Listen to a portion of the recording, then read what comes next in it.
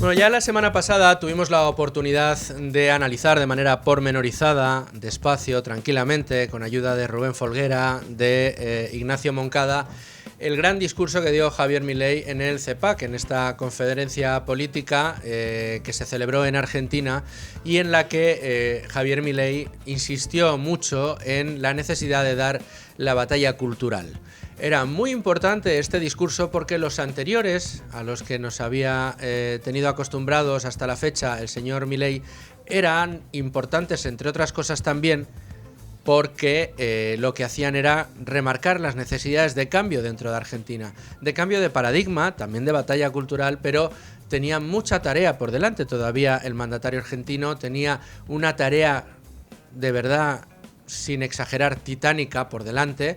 Heredaba un país con la mitad de la gente pobre, con casi un 15% de miseria absoluta dentro de la población, con una hiperinflación que estaba amenazando las nóminas de todos los argentinos, con un país absolutamente empobrecido, colapsado en la mayoría de las industrias y con una crisis política de primer orden. Javier Milei llega al poder contra pronóstico, además con un mensaje clarísimo de lo que quería hacer, no engañaba a nadie, no trataba de poner encima de la mesa una agenda contemporizada, tratando de llevar poquito a poco el cambio de rumbo en Argentina, sino un cambio de rumbo radical.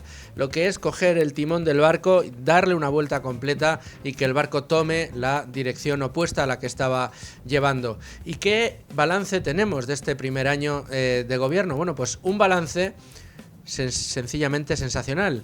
Yo creo que ni siquiera en las estimaciones más optimistas de aquellos que apoyaban la llegada de Javier Milei al gobierno estaban unas previsiones tan optimistas respecto a lo que iba a pasar en este primer año.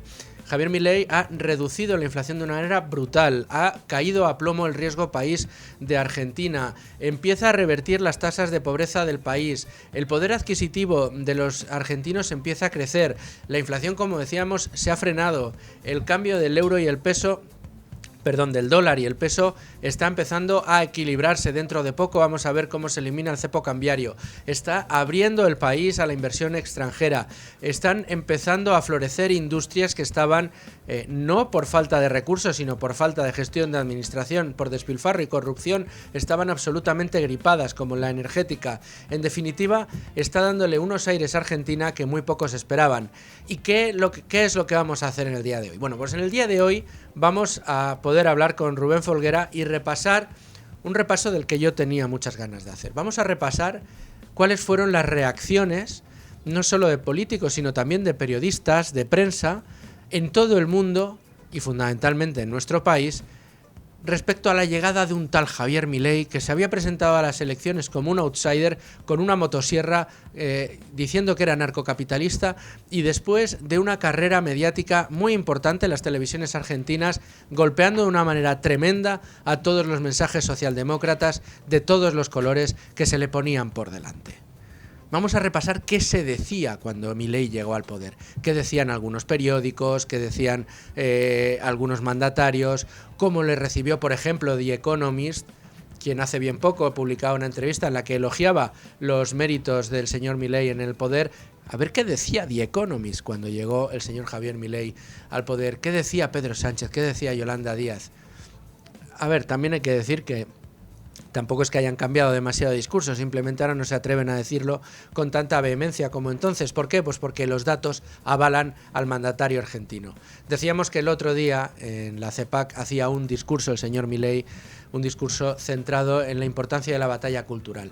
¿Y por qué es tan importante la batalla cultural? Porque el cambio de paradigma que ha llevado a cabo Javier Milei en Argentina, un cambio de paradigma en el que, como insistimos, le avalan las cifras, no servirá de nada si una vez pase Javier Milei no quedan como pozo el cambio de ese mismo cambio de paradigma. Si después de Javier Milei llega de nuevo un peronista, volverá a cambiar toda la situación y Argentina volverá a condenarse a la miseria y a la pobreza, que es donde lleva chapoteando los últimos años.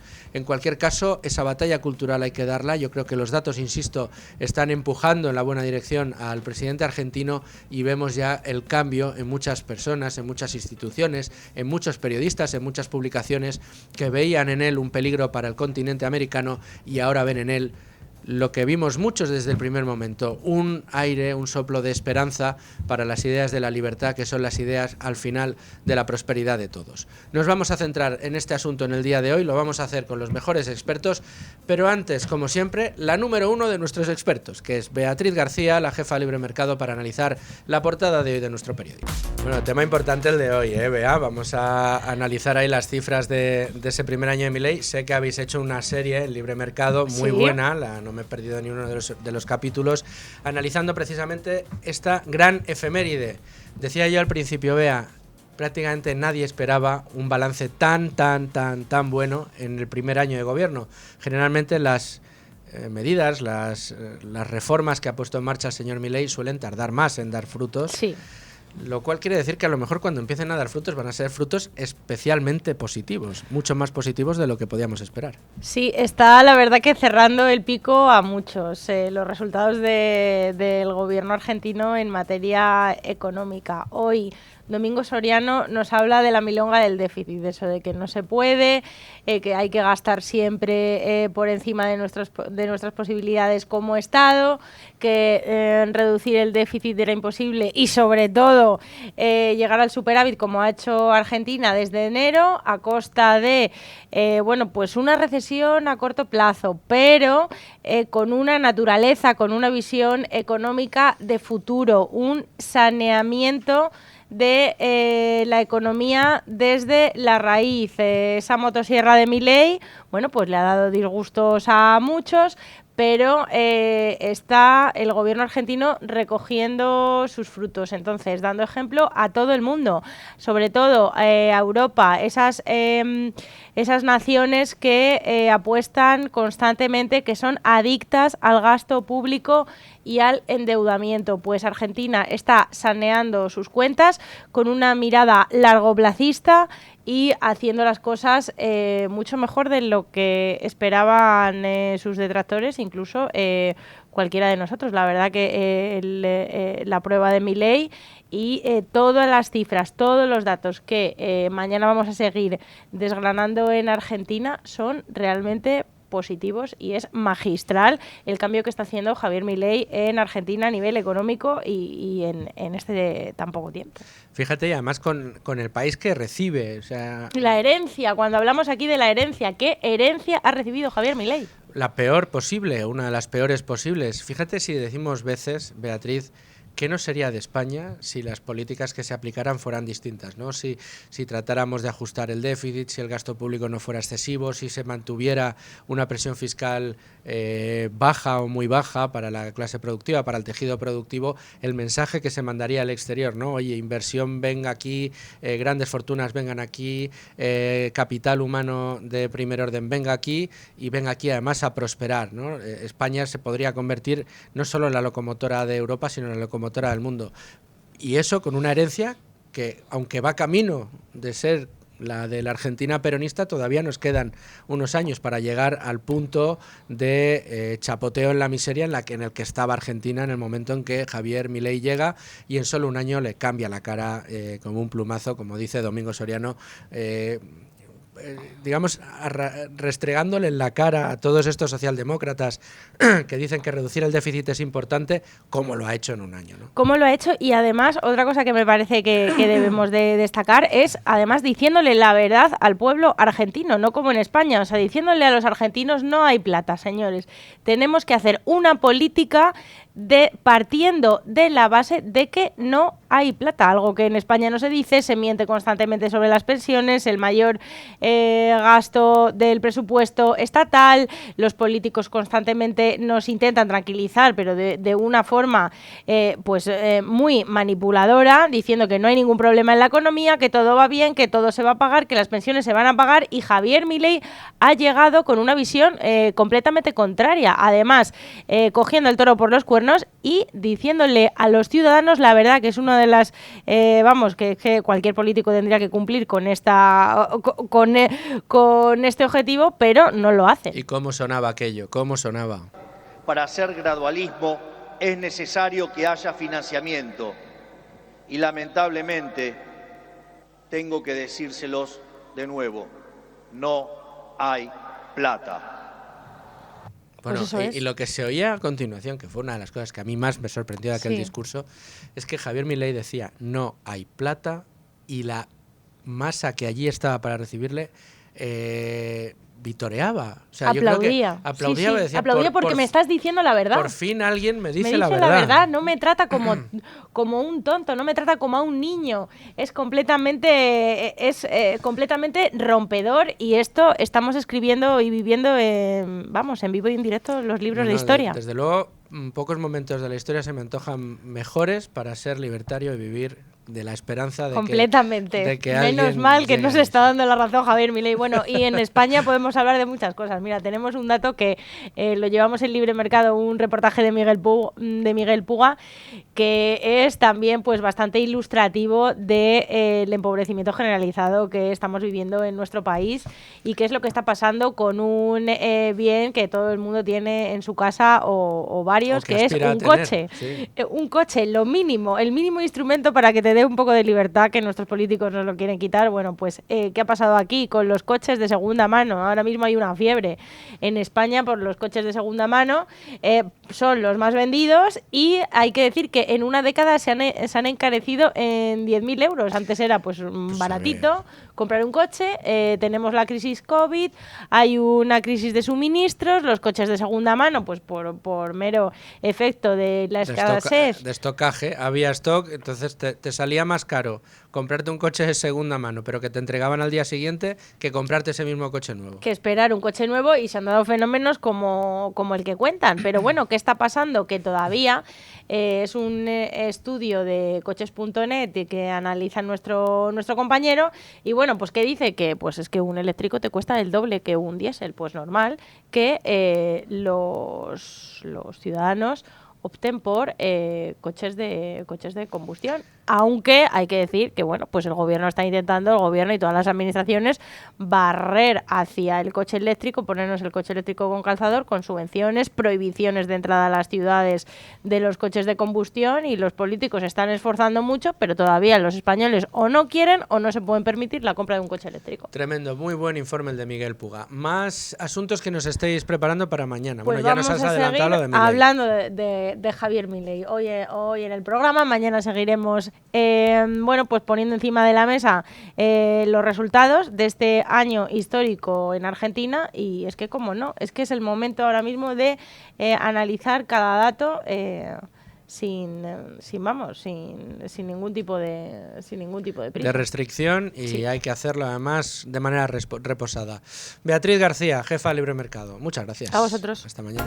Bueno, y continuamos Con ánimo de lucro. Entramos ya de lleno en el tema del día. Lo hacemos con Rubén Folguera. ¿Qué tal, Rubén? ¿Cómo estás? Buenas tardes, ¿qué tal? Oye, un gusto tenerte aquí, más para hablar de este astro, que es el astro argentino, este mandatario que le está dando la vuelta como un calcetín a Argentina y siguiendo las doctrinas de las ideas de la libertad. No es otro que el respeto a la libertad, la propiedad y al proyecto de vida del otro, que como siempre define él el proyecto libertario y que ha llevado a cabo en Argentina. Pero a ti la tarea, porque luego los datos, vamos a hablar enseguida con Diego Sánchez de la Cruz y los vamos a analizar pormenorizadamente, todos esos datos del balance del primer año de Javier Milei, pero yo quería que me rescataras.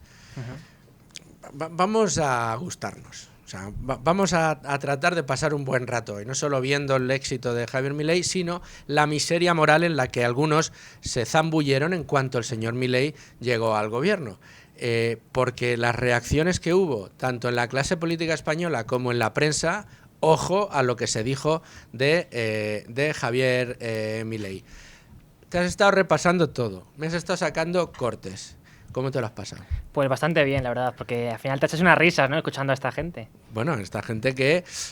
algunos de ellos yo creo que si les preguntas hoy siguen manteniendo que aquello es fatal, que está empobreciendo a la gente y quitando derechos. Pero vamos al lío. ¿Qué se dijo de Javier Milei en este país llamado España cuando consiguió llegar al poder en Argentina? Pues en realidad vamos a empezar por antes de que eso ocurriera, porque incluso antes de que Milei lograse ganar las elecciones, Sánchez, en el debate de investidura, que fue en noviembre del 23, ya criticó a Milei, que por cierto en ese momento era la campaña electoral entre Milei y Massa, es decir, que de algún modo hubo una injerencia por parte de Pedro Sánchez en la campaña electoral de Argentina. Bueno, injerencia. Haya injerencia o no, él digamos, apoyó públicamente Sí, sí. la candidatura de Massa y deseó la victoria de Massa y animó a que se votara Pero a eso Massa. lo quería recalcar para lo que vamos a ver después, ¿no? De todo el lío que hubo en mayo, junio con las declaraciones de Óscar Puente y de cómo ellos decían que es que Milei había venido a insultar a Pedro Sánchez y a su querida esposa, y de esta forma se pronunciaba Sánchez en noviembre del 23. De la ultraderecha argentina, por cierto, apoyada por la derecha conservadora y tradicional argentina. En fin, hay que hacérselo mirar, señor Feijóo, para que el señor Rajoy apoye al candidato Milei a la presidencia de Argentina. Bueno, tendrá que hacérselo mirar ahora a él. Por ejemplo, sí. Y aquí no se quedó lo único que dijo Sánchez, porque, bueno, meses después, y como ya sabemos, este último año ha estado plagado de polémicas entre el gobierno español y el gobierno argentino, en la medida en que, de hecho, se llegó a retirar el embajador de allí. Pues Sánchez lo que vino a decir posteriormente es que Milei era un ultra y que, bueno, dada la convención que hubo del Viva Vox y demás aquí en España hace pocos meses, pues esto era una convención que ponía en riesgo la democracia y que además él resaltaba que lo que dijo Milei no representaba al pueblo argentino, sino que eran las declaraciones de el presidente, sí, un outsider, perdón. Pero que al fin y al cabo la historia y la hermandad que existía entre Argentina y España quedaba intacta. Lo que ayer vivimos en Madrid, pues no habla de lo que los españoles y los argentinos sentimos. No habla de las raíces comunes que nos hacen sentir en nuestro hogar cuando visitamos Buenos Aires o cuando el pueblo argentino visita Madrid. En cambio, lo que vivimos ayer en Madrid sí habla del riesgo que representa esta internacional ultraderechista para sociedades como la nuestra. Internacional ultraderechista. Mira que durante la época en la que Javier Milei era tertuliano habitual en las televisiones argentinas, le llevaban de punching ball de cualquier peronista que se atreviese a enfrentarse con él, le tachaban habitualmente de ultraderecha. Decían que defendía un ideario muy conservador, ultraconservador, ultraderechista, prácticamente nazi al presidente de Argentina, que ha devuelto a Argentina al apoyo internacional a Israel, cuando normalmente se apoyaba a Palestina. Pero en cualquier caso, se les tacha de ultraderechista y él siempre se ha defendido diciendo que él está muy lejos de ser un político de derechas. La derecha no tiene nada que ver con el libertarismo que él profesa, salvo en una cierta defensa, pero ni siquiera una defensa completa a la libertad de mercado. Pero ahí se queda. Él se considera libertario, anarcocapitalista y en ningún caso conservador y menos de ultraderecha. A ver, hay ciertos vasos comunicantes. El propio Hayek decía que era un conservador en cierto modo, y bueno, si leemos a pensadores más conservadores como quizá Russell Kirk, pero estos ya son filósofos, puedes encontrar ciertas similitudes en algunos aspectos, sobre todo en, digamos, las bases. Pero por supuesto, al final si nos vamos a la práctica, ¿no?, y a cómo, digamos, la filosofía ultraconservadora, se podría llamar de algún modo, se ha puesto en práctica, y estamos refiriéndonos quizás al fascismo de Mussolini, lo explicó Ignacio Moncada el pasado jueves. Mientras que Mussolini decía que todo tiene que estar en el Estado y nada fuera de él, pues Milei no deja de decir que es el mayor enemigo del Estado, que se pasa el Estado por sus partes nobles, sí, etcétera, etcétera, etcétera, ¿no? No, bueno, y él en una tertulia de estas a las que acudía, cuando le dijeron esto de que eres de un ultraconservador, dio una definición que me pareció que era, sí, o sea, al menos muy ilustrativa. O sea, no era una definición como tal, pero sí una reducción, una idea, quizá sí, al absurdo, pero que dibujaba muy bien lo que es su pensamiento. Él decía, yo no soy de derecha. Dice, una persona de izquierdas le importa o no quiere que comercialices con cualquiera, pero le da igual con quién te metas en la cama. Sí. Uno de derechas le da igual con quién comercializas, pero no es igual o sí que le importa o no quiere que te metas en la cama con cualquiera. Dice, a los libertarios, nos da igual con quién te metas en la cama y sobre todo con quién comercializas. Es decir, a mí me da igual todo, eres libre mientras respetes a los demás, ¿no? Y la propiedad privada. Ese es el punto clave. Siempre que no afecte a terceros y haya cierta voluntariedad, digamos que desde la perspectiva así libertaria, liberal, se suele concebir como, permisible en cierta medida, ¿no? Porque al fin y al cabo no está afectando directamente a nadie que no quiera ser involucrado en esa situación. Pero estos ataques a Milei no se quedaron aquí, porque toda la ristra de ministros que tiene este gobierno, pues no han dudado, siempre que han podido, en atacar a Milei. Entonces, en este sentido, Diana Morant, la ministra de Ciencia y Tecnología, cuando Milei venía a ser condecorado por Ayuso, se pronunciaba de este modo, diciendo que aquí en España no hace falta ni siquiera Vox, porque para ultraderecha ya está el Partido Popular.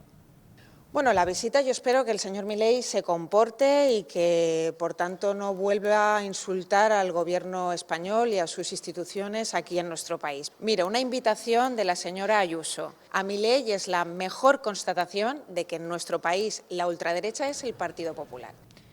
Y esta señora no ha dudado tampoco en decir que Milei es un negacionista de todo, del cambio climático, del machismo, etcétera, etcétera, etcétera, y que es un riesgo contra la democracia.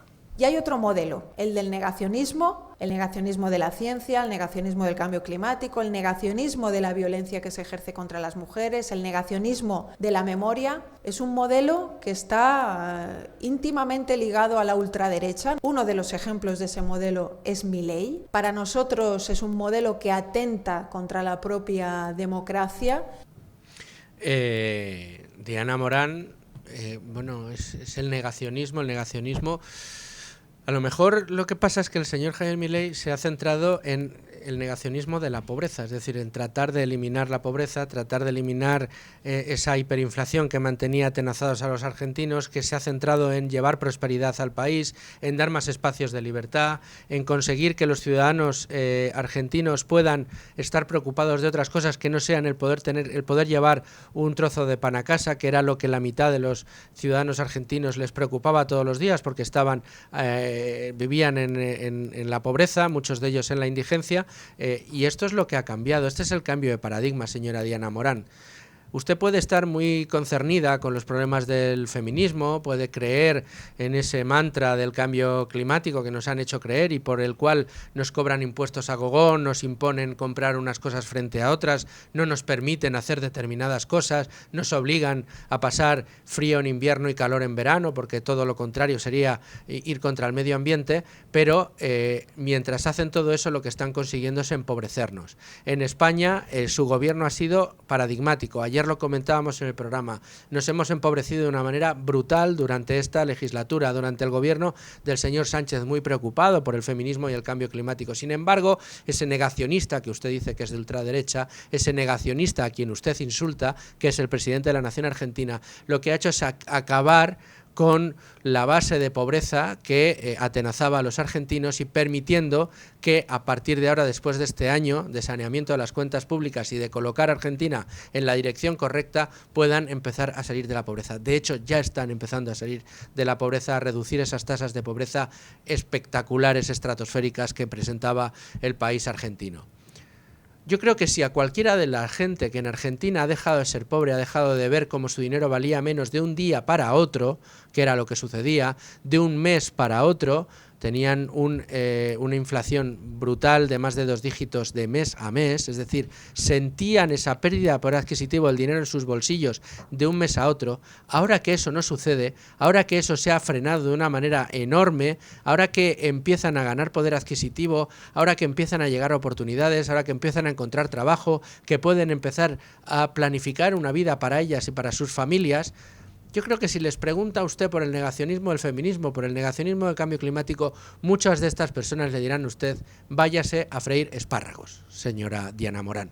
Aquí yo lo que necesitaba era poder salir de esta situación, de esta espiral empobrecedora que me mantenía al borde de la indigencia y hacerlo además de una manera autónoma, sin que nadie me tenga que dar una paguita, pudiéndolo hacer con el fruto del trabajo, con el fruto del sudor de mi frente. Y eso es esa es la oportunidad, ese es el derecho fundamental que ha conseguido Milei darle a los argentinos en este primer año de gobierno. Pero bueno, para el gobierno español, pues como tú decías, los ministros estaban abonando esta teoría. Sí, y en esto incidió también Yolanda Díaz, precisamente en estos momentos, cuando Ayuso anunció que iba a conceder una medalla a Javier Milei.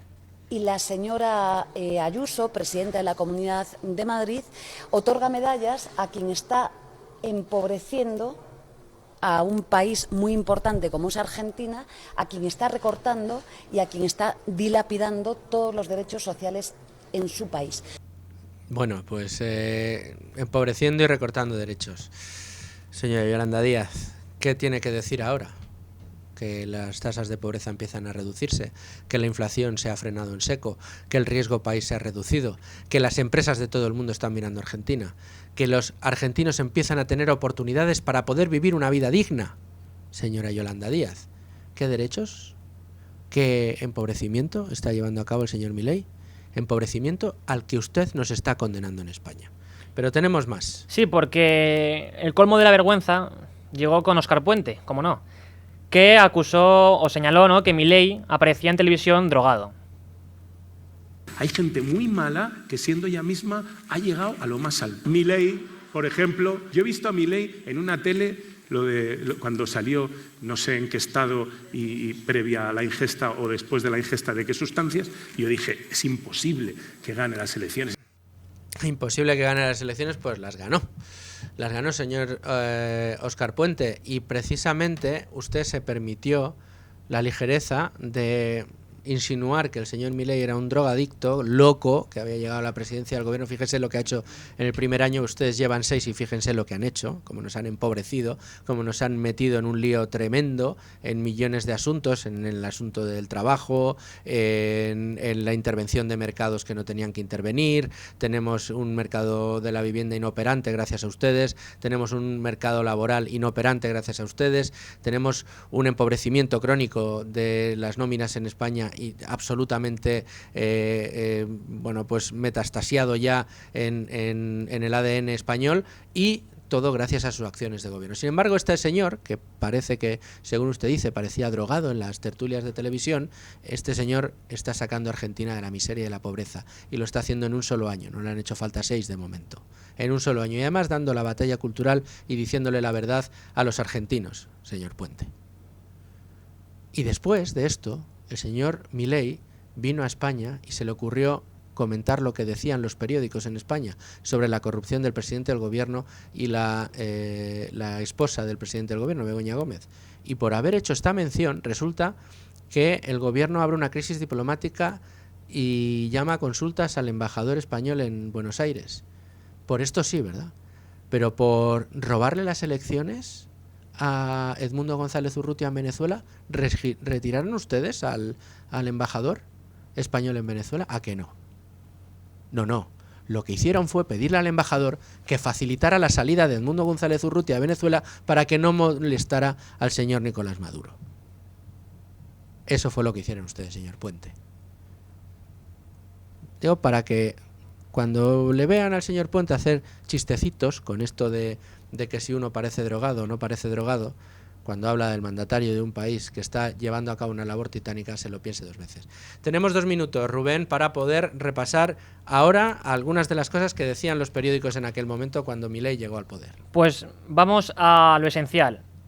Evidentemente le tacharon de ultraderecha, pero eso es lo de menos, porque por ejemplo El Diario pues decía que era un ultra a favor de la venta de órganos y en contra de la aberración de la justicia social. Por supuesto que aberración hay que estar entre comillas, porque Javier Milei hablaba de que la justicia social era una aberración. Bueno, es que no es ni justa ni social. Entonces... Cosa que es cierta, es una aberración porque es quitarle a los que producen para darle a los que no producen, literal y abiertamente. Sí, en La Vanguardia señalaban los excesos mussolinianos de Milei. No sé qué han leído en La Vanguardia de Mussolini, pero nada tiene que ver, por supuesto, como ya lo hemos dicho. En el periódico decían que lo eligieron los millonarios, deseosos de terminar con el populismo, la clase media furiosamente antiperonista y millones de pobres que habían dejado de creer en nada, porque lo han perdido todo: trabajo, educación, seguridad.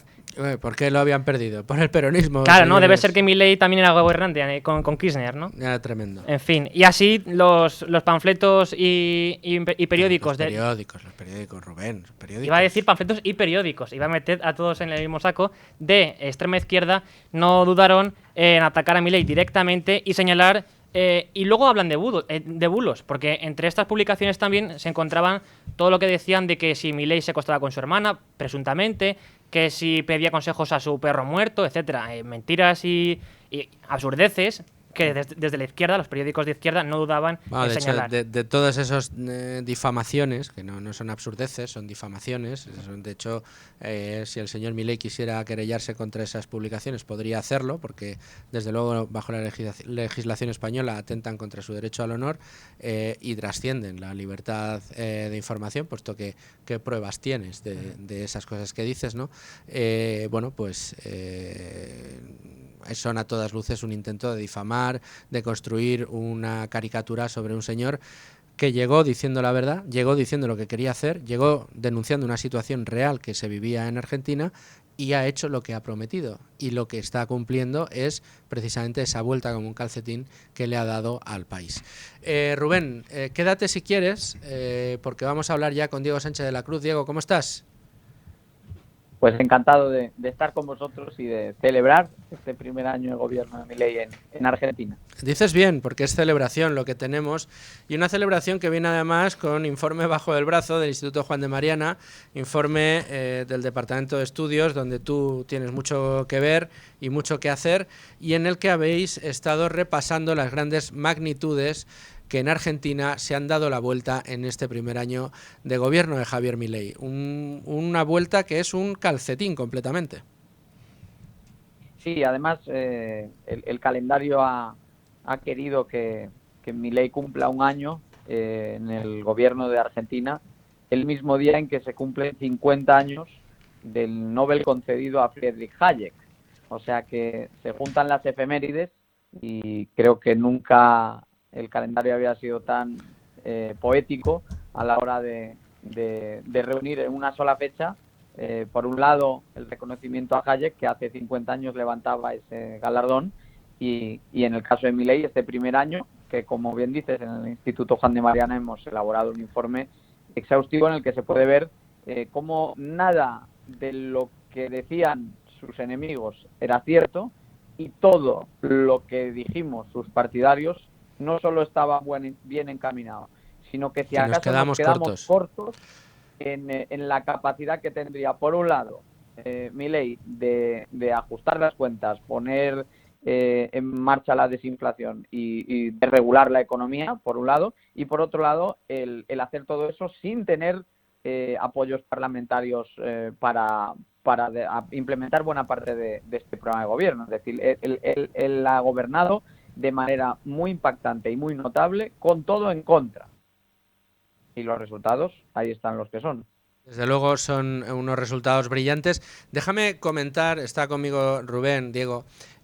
Rubén, que estás preparando además, lo decía, casi te cebaba el artículo, Diego, estás preparando un artículo mañana en el que hablas precisamente de esa efeméride, de los 50 años del Premio Nobel a Hayek, y además conectándolo con nuestro tema de hoy, ¿no? Con esos avances en Argentina. Sí, básicamente voy a destacar 5 ideas principales de Hayek, del discurso que dio, que se titula La pretensión del conocimiento, y ligándolo un poco con cómo esa perspectiva de abordar el estudio y, por tanto, las políticas públicas en materia económica, pues son las que toma Milei, y es lo que explica en buena medida el éxito de la administración del presidente argentino.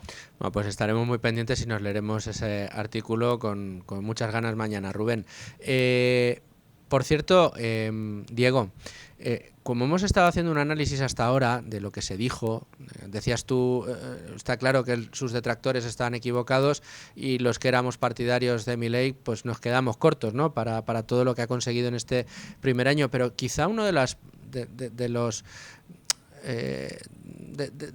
de las publicaciones que en su momento criticaron más a Milei y que han dado la vuelta completamente está The Economist, ¿no, Rubén? Sí, porque The Economist en septiembre de 2023 hablaba y advertía de que la llegada o la posible llegada de Milei al poder atentaba y era un gran riesgo contra la democracia. Y sin embargo ahora, la semana pasada, se publicó una entrevista en esta misma revista a Javier Milei, donde en la primera pregunta directamente el entrevistador ya se sorprendía, ¿no?, de cómo Milei había prometido reducir el tamaño del Estado y había sido posible.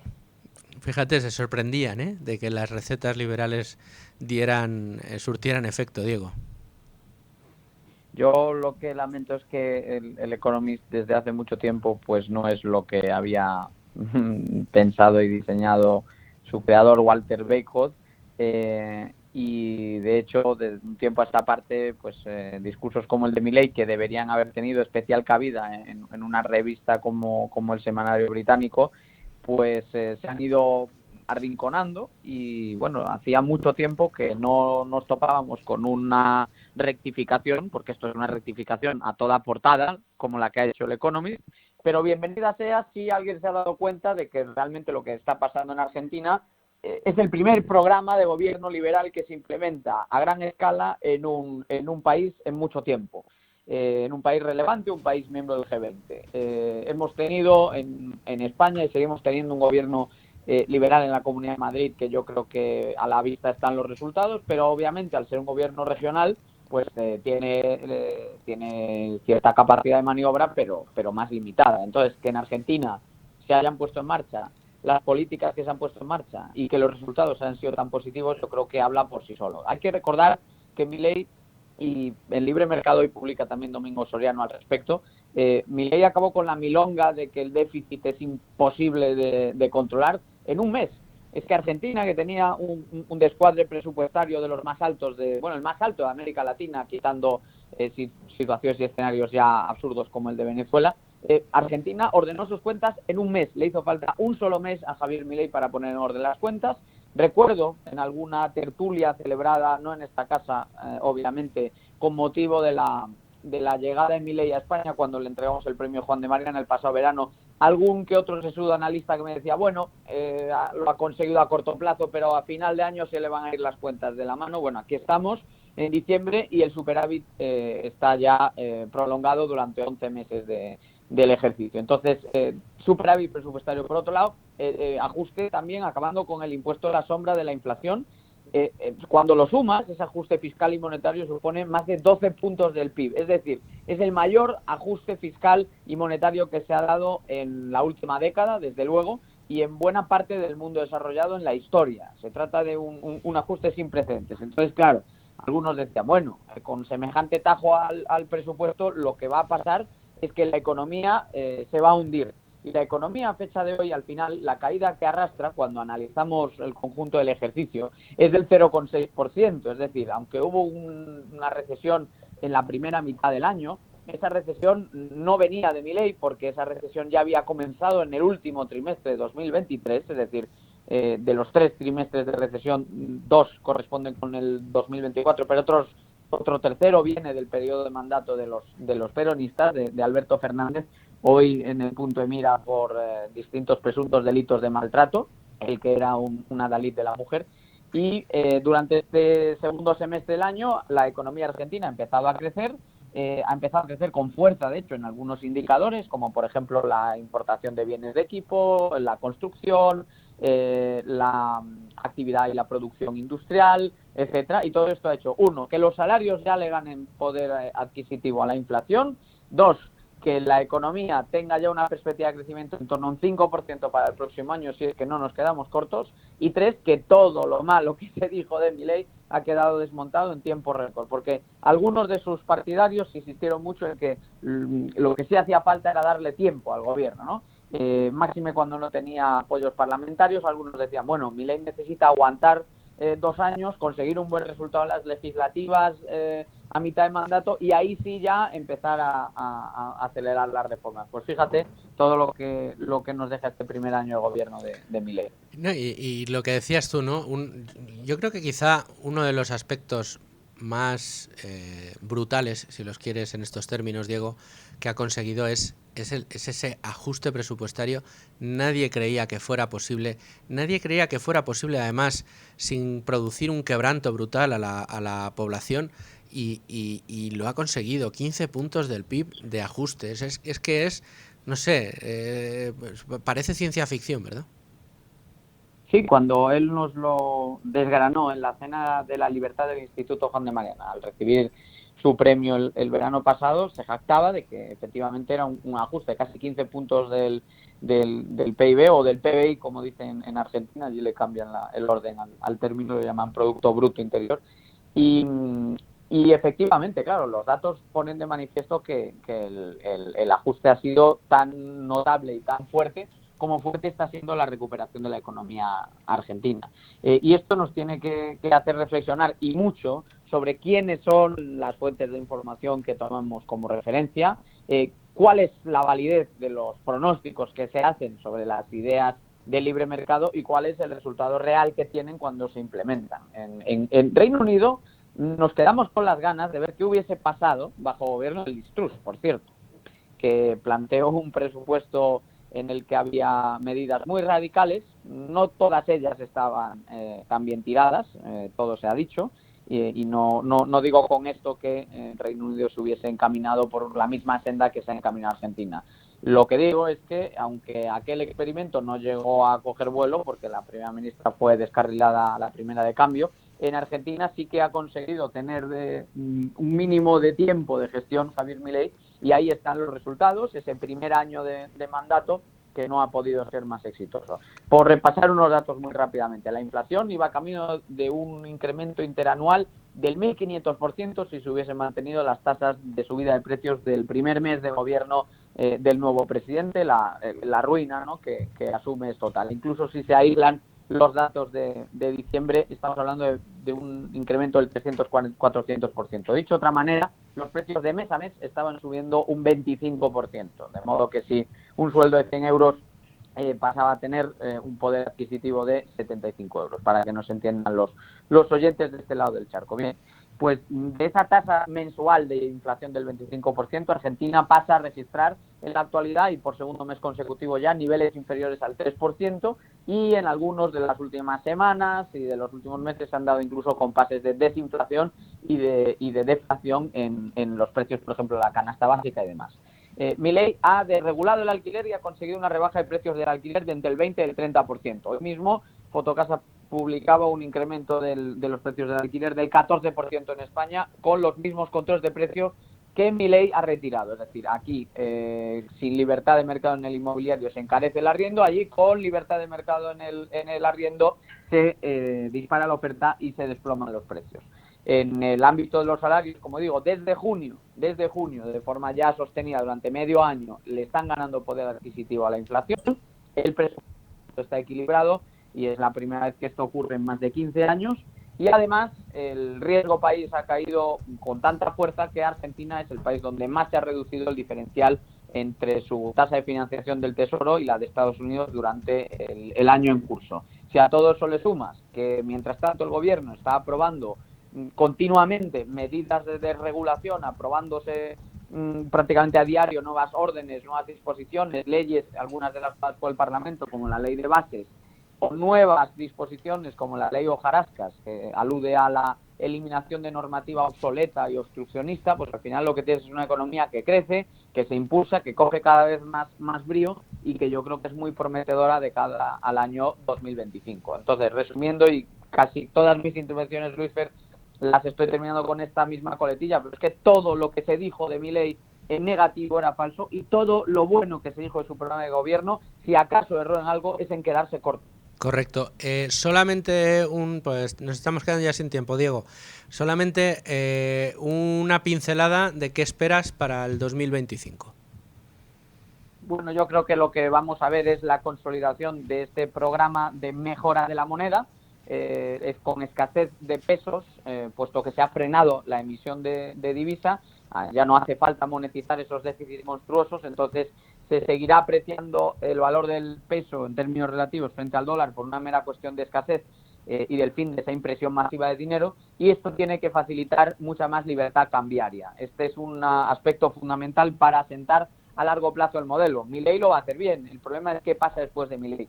Para que lo que pase después de Milei sea bueno, lo ideal sería la dolarización, y en ese sentido el primer paso sería la libertad cambiaria. Entonces, levantar ese cepo es fundamental. La brecha entre el tipo de cambio oficial y el real se ha desplomado porque se ha sincerado cuál era verdaderamente el valor del peso y se han liberalizado esos precios que están intervenidos. Todo eso ahonda en la buena dirección. Ahora lo que necesita priorizar el gobierno es mantener en pie todo lo que ha hecho y avanzar hacia esa libertad cambiaria, que es lo que pondría a tiro de piedra una eventual dolarización de facto o de jure de la economía argentina. Para que quien sea que venga después, que ojalá sea alguien como Milei, pero quien sea que venga después tenga una camisa de fuerza y no pueda destrozar otra vez el poder adquisitivo de los argentinos, como tantas veces ha pasado mientras la soberanía monetaria ha estado en manos de los políticos locales. Diego Sánchez de la Cruz, enhorabuena por ese informe y muchas gracias por estar con nosotros analizando pues este primer año, este balance de primer año del gobierno de Javier Milei.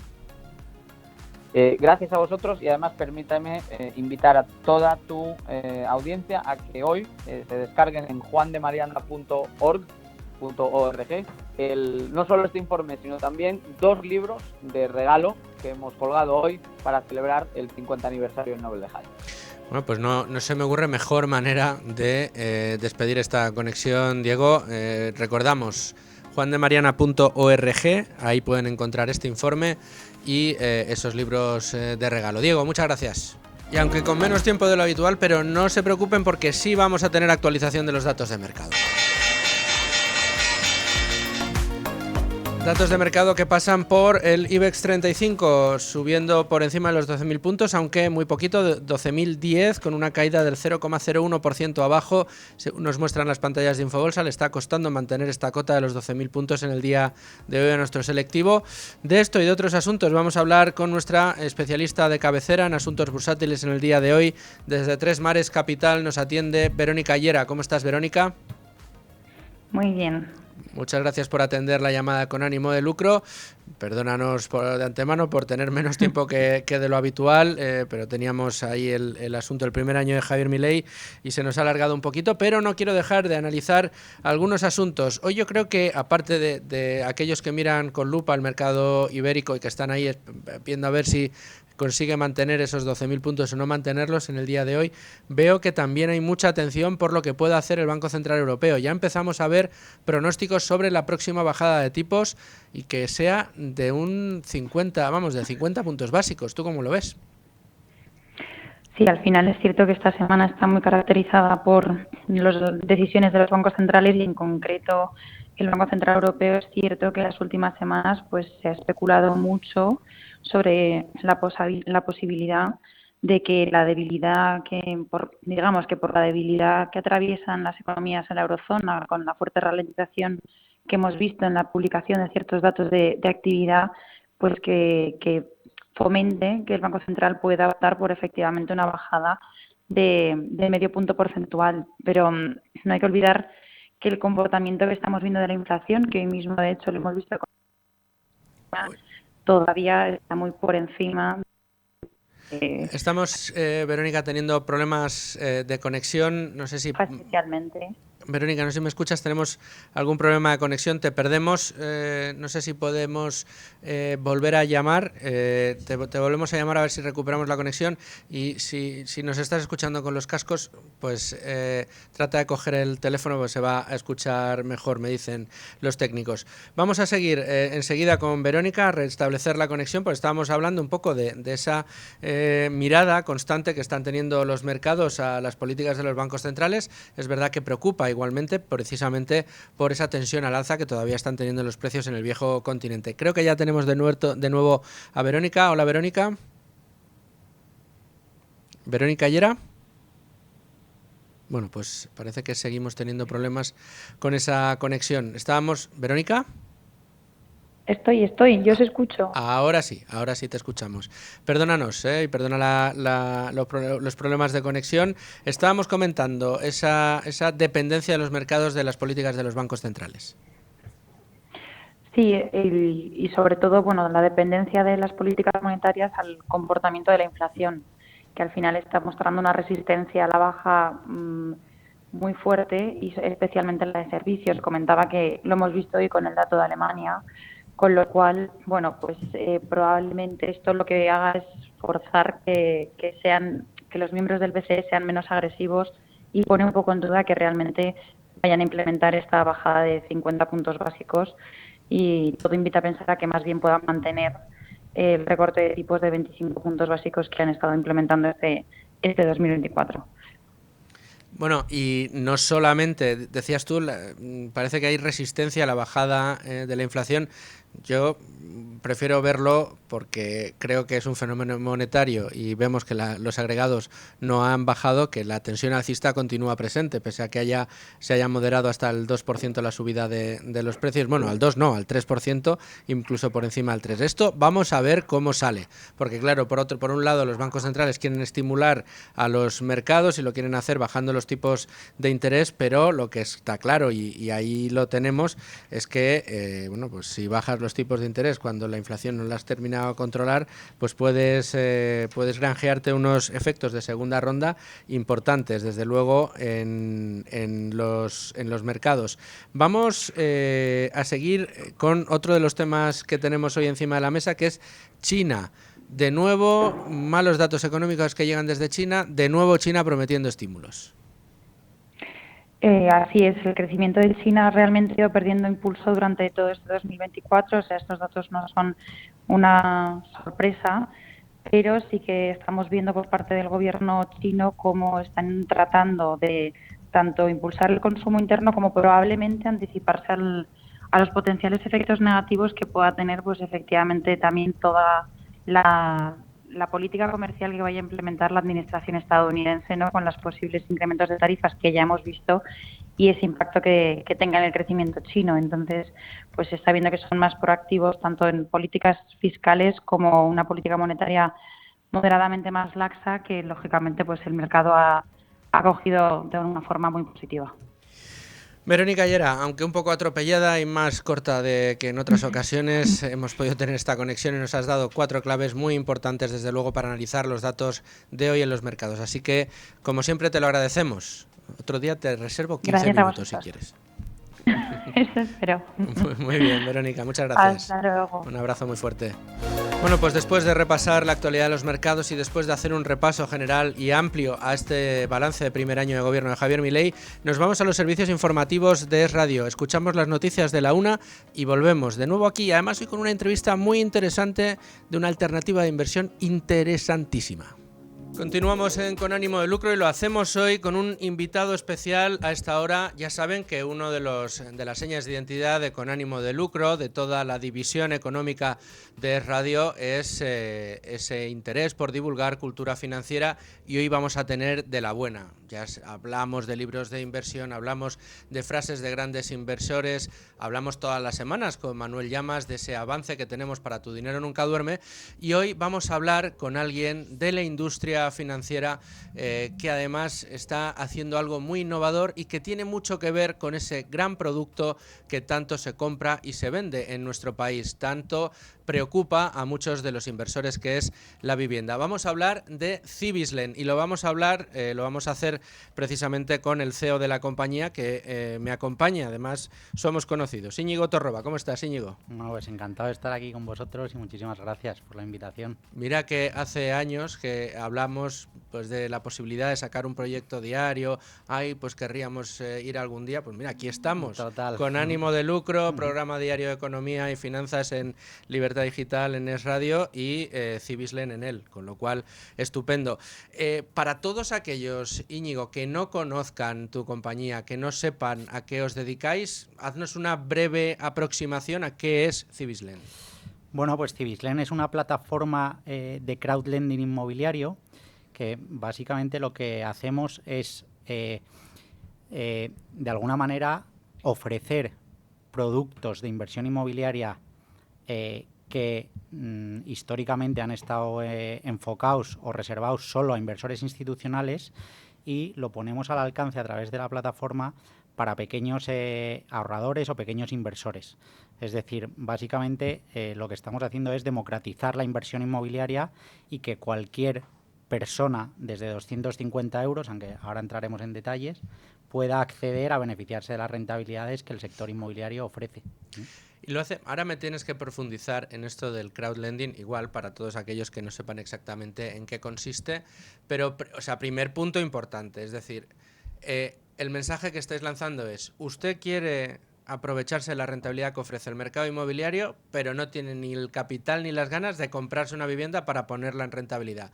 Ojo, no hay problema. ¿Tiene usted 250 euros? Desde 250 euros puede invertir precisamente en este mercado, y lo puede hacer además en proyectos que se pueden ver y tocar. Efectivamente, o sea, lo has explicado muy bien. O sea, al final el objetivo es que no necesites, primero, ni una gran cantidad de capital para poder invertir, y segundo, la accesibilidad al mercado inmobiliario institucional te la traemos nosotros a través de este formato. Con lo cual, desde 250 euros puedes empezar a invertir y beneficiarte de rentabilidades por encima del 10%. ¿Perdona? Rentabilidades de 2 dígitos. De 2 dígitos. Pero esto es más de lo que ofrece normalmente el mercado inmobiliario. Bueno, es que este producto no es un producto en rentabilidad. Es decir, tú no te compras un activo para ponerlo en rentabilidad, alquilarlo y recibir unas rentas. Esto es un producto en el que, digamos, tiene un plazo de vida mucho más cortoplacista, entre 12 y 16 meses, y es una financiación a, digamos, una fase de un proyecto concreto. Es decir, por entrar un poco más en detalles, Civiclen principalmente lo que hace es financiar a promotores inmobiliarios en la construcción de los proyectos inmobiliarios, y lo que hacemos es entrar en una u otra fase dependiendo un poco de las necesidades que tenga el promotor en cualquier caso. Con lo cual, entramos vía préstamo, yo le presto, Civiclen le presta al promotor un capital a cambio de un tipo de interés. Ese tipo de interés siempre está por encima del 10%, por eso son rentabilidades dobles dígitos, y el promotor lo que hace es usar ese capital para la fase que necesite del proyecto y nos lo devuelve, el capital principal más los intereses, al final de la vida del préstamo. Por eso son préstamos muy cortos, ¿no? Efectivamente. Por eso son préstamos, con lo cual tenéis una virtud adicional, o sea, 2 virtudes, por lo que estoy viendo así a primera fotografía. Estáis ofreciendo una rentabilidad mayor de la que ofrece el mercado inmobiliario. Como tú decías, cualquier persona que se esté planteando, estudiando, pues comprar un piso para ponerlo en alquiler, para tener rentabilidad, sabe que la rentabilidad máxima esperada pues estará ahí entre el 6-7%, y muy generosos estamos siendo. Es decir, ya estáis con rentabilidades de 2 dígitos, y además rentabilidades de 2 dígitos, digamos, en un plazo mucho menor que el que nosotros, por ejemplo, en Tu Dinero Nunca Duerme siempre hablamos, ¿no? Oye, ¿te quieres esperar rentabilidades de 2 dígitos? Pues tienes que meterte en renta variable más rock and rollera, de la volátil, y esperar a largo plazo. Oye, a lo mejor en una cuestión de 10-12 años, pues resulta que has hecho un 10-12% anualizado, pero tienes que darle tiempo de maduración. Vosotros lo conseguís en periodos de tiempo mucho más cortos por vuestro modelo de negocio. Justo, sobre todo por la tipología de productos. Al final, para que todo el mundo lo entienda, esto es como prestar, o sea, nosotros lo que hacemos es sustituir al banco de alguna manera en una fase del proyecto. Entonces, yo lo que estoy como inversor, imagínate que yo invierto en uno de los proyectos, yo como inversor lo que estoy haciendo es prestar 250 euros al promotor a cambio de un tipo de interés a un plazo determinado, y muy importante, siempre contra una garantía hipotecaria del propio activo. Con lo cual, son rentabilidades muy altas, pero el riesgo está muy mitigado. Siempre hay riesgo, por supuesto, porque nadie te da rentabilidades dobles dígitos sin riesgo, pero es muy importante entender que tú siempre vas a tener la garantía hipotecaria del propio activo al que estés financiando. Con lo cual, al final, oye, el riesgo está muy acotado porque tu dinero, el capital, siempre va a estar resguardado por esa garantía hipotecaria, que encima, desde Civiclen nos encargamos mucho de que los ratios de endeudamiento sean muy conservadores, para que si algún día... Por parte del promotor, evidentemente. Claro, para que si algún día tenemos que ejecutar un activo, el valor del activo sea siempre mucho mayor que el valor de la propia deuda. Correcto. Aclárame 2 dudas fundamentales. Por un lado, el perfil del inversor, es decir, a quién le puede encajar como anillo al dedo este tipo de inversiones, y 2, perfil de... no del promotor, pero sí del proyecto promocionado. Vale. ¿Qué soléis financiar? El perfil del inversor, ahora mismo tenemos una comunidad de más de 60.000 inversores que nos acompañan en todos los proyectos, y básicamente hay de todo, tipología y género. O sea, tenemos inversores que han cumplido la mayoría de edad y empiezan a invertir con nosotros, muy conscientes de la necesidad de empezar a ahorrar y hacerse una carterita de inversión. Tenemos inversores, personas mayores, tanto hombres como mujeres, que también, de alguna manera, esto es un producto muy rentable y parte de su patrimonio o de sus ahorros, de alguna manera lo quieren redirigir a esta tipología de inversión en la que están asumiendo algo más de riesgo. Y el perfil medio de inversor básicamente es mitad y mitad, 50-50 más o menos hombre-mujer, de entre 40 y 50 años. Eso es un poco la media de inversores que tenemos. Y luego, en cuanto a promotores, lo que solemos hacer es trabajar siempre con promotores de primer nivel, promotores muy conocedores del micromercado en el que están. Es decir, si a mí me llega un promotor y me ofrece financiar una promoción, te pongo un extremo, en un pueblo de Andalucía, si ese promotor lleva ahí muchos años, si conoce muy bien el mercado, si sabe cómo funciona, si tiene sus contactos, su experiencia, etcétera, para mí es un promotor bueno. ¿Por qué? Porque no tiene por qué ser un promotor muy grande, pero sí muy conocedor de lo que está haciendo y haberlo hecho, lógicamente, con años atrás, con mucha experiencia. Entonces, siempre intentamos poner mucho el foco en el promotor, porque al final creemos que es muy importante quién está detrás. Y intentamos, bueno, de los más de 90 proyectos que hemos financiado, la verdad es que la cartera de promotores que tenemos es muy, muy buena. Has hablado antes de los riesgos. ¿Qué riesgos implica una inversión en Cibislen y cómo los tratáis o cómo los abordáis? Sí, o sea, nosotros siempre hacemos mucho hincapié y tenemos, de hecho, una sección específica para que el inversor se pueda estudiar todos los riesgos asociados a la inversión. Hay que entender que puedes perder tu dinero. Es verdad que bajo esta modalidad, bajo este producto, es muy, muy difícil perderlo porque siempre vas a tener esa garantía hipotecaria que lo resguarde, pero de alguna manera puedes tener un riesgo comercial desde que las viviendas que tú has proyectado para que se vendan, pues resulta que el mercado en el que estás no se está vendiendo porque no hay mercado, o porque están muy caras o por lo que sea. Tienes un riesgo de construcción, que de repente te suban los riesgos de los costes de la construcción y el margen de la promoción se reduzca, con lo cual el promotor ahí tenga un problema de rentabilidad en el proyecto. Tienes un riesgo administrativo de concesión de permisos, licencias, etcétera. O sea, existen los riesgos típicos asociados a lo que es la promoción residencial. Correcto, porque los proyectos que hacéis son generalmente residenciales. En un 90% sí. Hemos hecho otras cosas, hemos hecho residencias de ancianos, alquiler turístico, residencias de estudiantes, hoteles, pero el grosso es promoción residencial. Bueno, pues presume un poco. ¿Qué track record lleváis? ¿Desde cuándo estáis? Me hablas de una comunidad inversora de más de 60.000 inversores, es una barbaridad. Más de 90 proyectos, ¿no? Me has dicho que tenéis financiados ya. Es decir, experiencia tenéis, no sois unos recién llegados. Sí, efectivamente. O sea, Cibislen nace, digamos, yo siempre digo que son dos versiones. Nace en 2017 con la versión 1.0. Está operando de manera muy orgánica hasta 2021, desarrollando muy bien toda la pata tecnológica, etcétera, y a partir de 2022 nace la versión 2.0, que es cuando empezamos ya a crecer exponencialmente, y a cierre de 2024 vamos a financiar casi 140 millones de euros en más de 90 proyectos, como te he dicho. Pues, señor, veo unas mimbres muy buenos y una alternativa fantástica para muchos de los inversores que están tratando de encontrar una muy buena alternativa para esos ahorros. Ya sabes que una obsesión que tenemos aquí es, oiga usted, si no ha ahorrado, ahorre.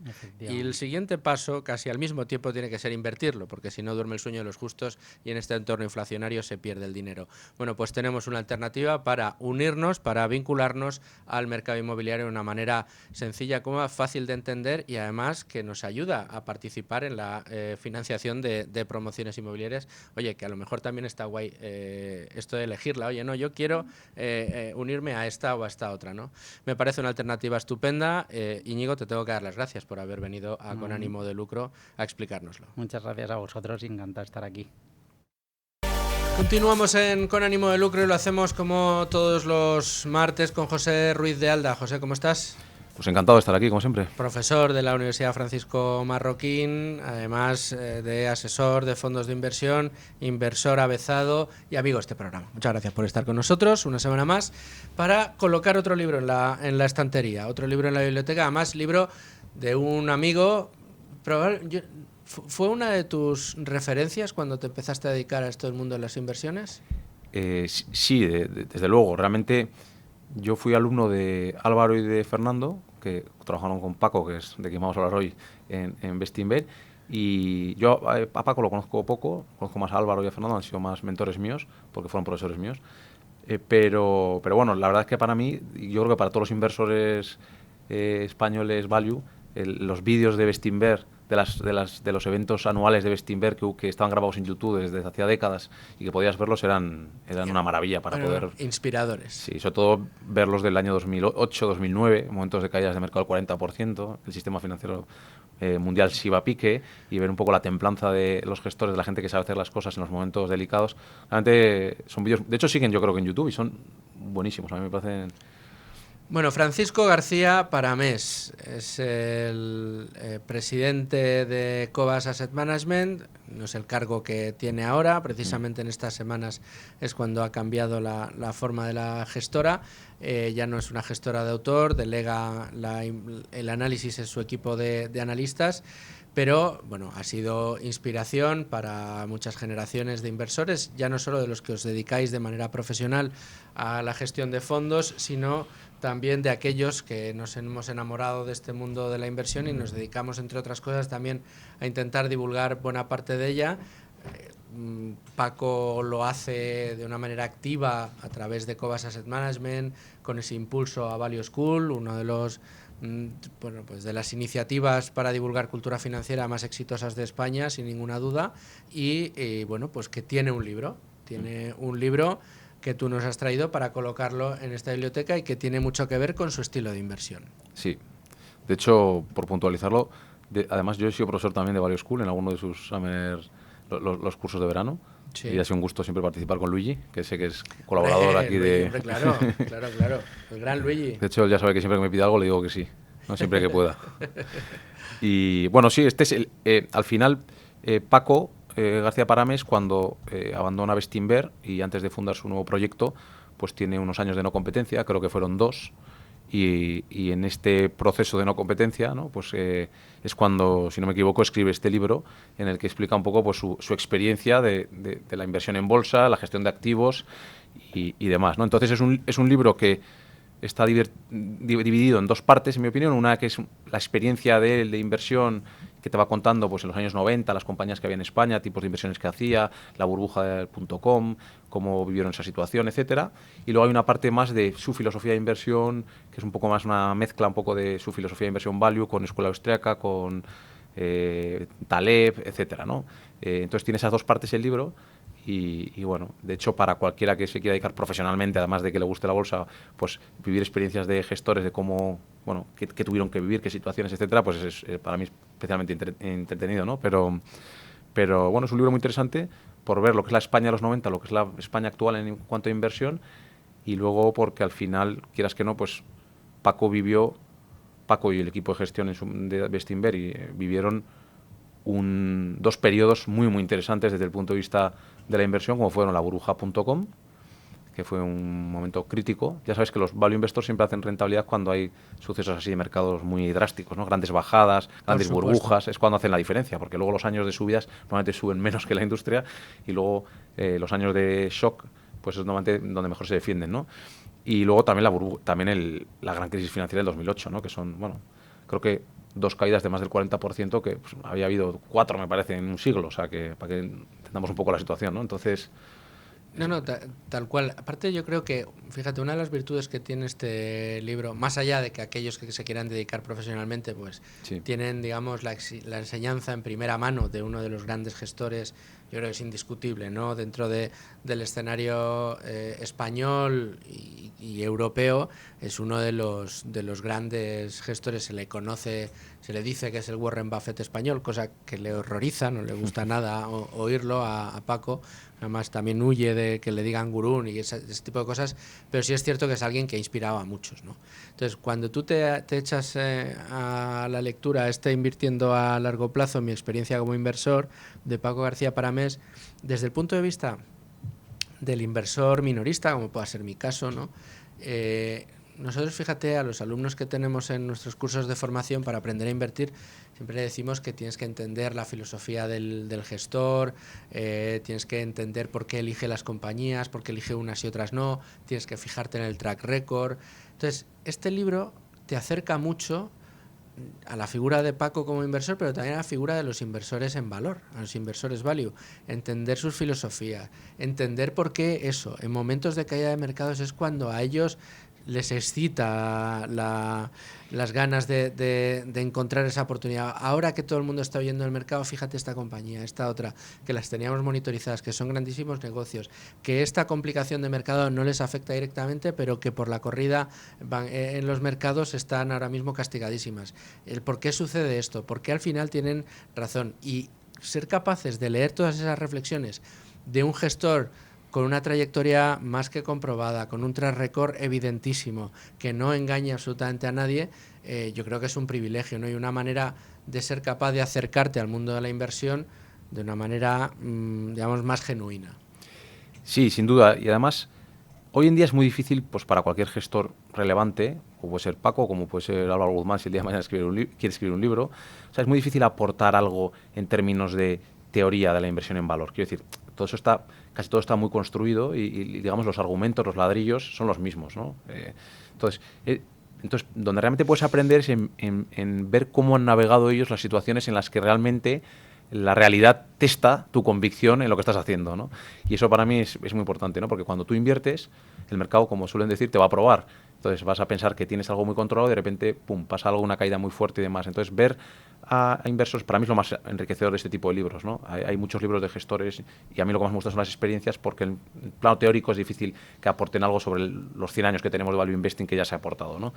Pero sí en cómo han aplicado el value investing a su época, que en este caso es más reciente, que si ves a Graham o a Peter Lynch, cómo han aplicado el value investing a su época y qué situaciones han sufrido y cómo... y con ejemplos que todos más o menos conocemos. Totalmente. Porque la birja, a ver, a los Zetas, la burbuja.com resonará a cosa de abuelos, pero muchos la vivimos y estábamos en este mundo cuando aquello sucedió, ¿no? Pero la burbuja inmobiliaria, aunque igual haya chavales que todavía no la tengan, no la recuerden como algo de verdad desgarrador como fue en aquel momento, ¿no? Muchos sí que la hemos vivido. Entonces, el ser capaces de comprender la problemática que hubo en aquellos momentos y cómo la interiorizaron este tipo de gestores, oye, es importante, ¿no? Es importante y ver cómo en esos momentos también es donde se construyen esas rentabilidades, como decías tú. Claro, sí, y ver cómo ellos han navegado esa situación, porque cuando ellos ves que hablan de la burbuja inmobiliaria y que no invirtieron en ello, pues claro, si tú ahora estás en una situación en la que ves que hay ciertos activos muy caros pero que todo el mundo los quiere y que parece que solo puedes ganar dinero invirtiendo en ellos, y ves estas situaciones que han vivido gente como Paco y que las explican, pues te forman el sentido de mantenerte fiel a la forma de pensar y ser disciplinado y saber aguantar años de peores rentabilidades, etcétera, ¿no? Que al final es de lo que va la inversión, no de ir a lo que sube. Tuvimos hace pocas semanas aquí a Álvaro Guzmán de Lázaro, el socio codirector de inversiones de Advalor, antiguo compañero de Paco en Bestinver, que les mencionaba tú antes, y me hacía mucha gracia porque nos decía que su filosofía de inversión era tirar penaltis sin portero. O sea, ellos dicen, no, yo voy a lo fácil, ¿no? O sea, no quiero averiguar qué va a hacer una industria que no controlo de aquí a los próximos 10 años. Yo quiero lo fácil, lo más fácil, lo que vea que seguro meto el gol. O sea, que si no lo meto es porque instantes antes me he roto el tobillo, pero el gol va a entrar, la pelota, aunque sea, le doy con la rodilla, ¿no? a la pelota. Claro, esto dicho así, joder, pues oye, pues qué filosofía de inversión más buena, ¿no? O sea, yo también puedo, no todo el mundo puede, y ese no todo el mundo puede es otra de las cosas que refleja este libro. Totalmente, y luego ten en cuenta que los inversores profesionales vivimos con una comparativa constante del benchmark, ¿no? de lo que hacen los índices mundiales. Y eso difiere mucho de porque les tenéis que ganar. Claro. Ahí redunda, ahí está vuestra Pero eso habilidad. Pues una trampa un poco grande, porque al final todo el mundo quiere hacer de todo. Y al final en la inversión, como en todo, tienes que centrarte en pocas cosas y hacerlas bien. Esa es mi opinión, ¿no? Entonces, si yo mañana te ofrezco montar una hamburguesería en Madrid, algo que está muy de moda, que hay muchas y hay mucha competencia, ¿sí? Y yo te ofrezco una y sacamos una TIR del 20%, pues estarás contento. No creo que vengas y me digas que en California había una que hace el 30%, porque tú nunca ibas a invertir en esa, ¿no? Pero en bolsa es como que no hay fronteras y puedes invertir en cualquier sitio. Pero entonces la gente tiene tentación de ir a todos los sitios donde las cosas van bien, y yo creo que se puede ganar dinero. Yo conozco gente que ha ganado dinero invirtiendo en deep value, empresas industriales de toda la vida, comprando muy barato, negocios no tan buenos, pero primando precios muy bajos y ha sacado muy buenas rentabilidades. Las colillas que decía Sí. Graham, ¿no? O sea, compañías que parece que ya no les queda nada, pero de repente les dice, uy, le queda Claro. una calada, darle esa última calada a la Claro. colilla, ¿no? Y gente que invirtió en tecnológicas y lo ha hecho muy bien, ha obtenido más retornos. Lo que no puedes hacer es querer invertir en tecnológicas cuando va mal, cambiar, invertir en lo que va bien ahora, o sea, ese tipo de cambios. Tienes que especializarte en algo, en mi opinión, y cuanto más pequeño sea el foco, el círculo de competencia, y más te dediques a hacer algo muy concreto, que creo que es a lo que se refería un poco Álvaro, ¿no? ¿Qué entiendo yo? ¿Qué sectores entiendo yo? Y en dónde creo que, si llego a la convicción de que en una inversión puedo tener un retorno y tengo un gran conocimiento del sector, de la industria, de la empresa, ¿para qué me voy a ir a cosas que no entiendo en otro lugar, ¿no? Desde luego que sí. Profesor José Ruiz de Alda, muchas gracias por traernos al señor Paramés en el día de hoy. Es un placer estar aquí siempre. Bueno, pues la semana que viene otro. Otro. Venga. Y ustedes, señores oyentes, se quejarán de las lecturas que les traemos aquí a Con Ánimo de Lucro, lecturas para el alma y el bolsillo, unas lecturas que nos ayudan a todos a ser mejores personas y mejores inversores. Les espero aquí mañana, no se vayan. Un abrazo.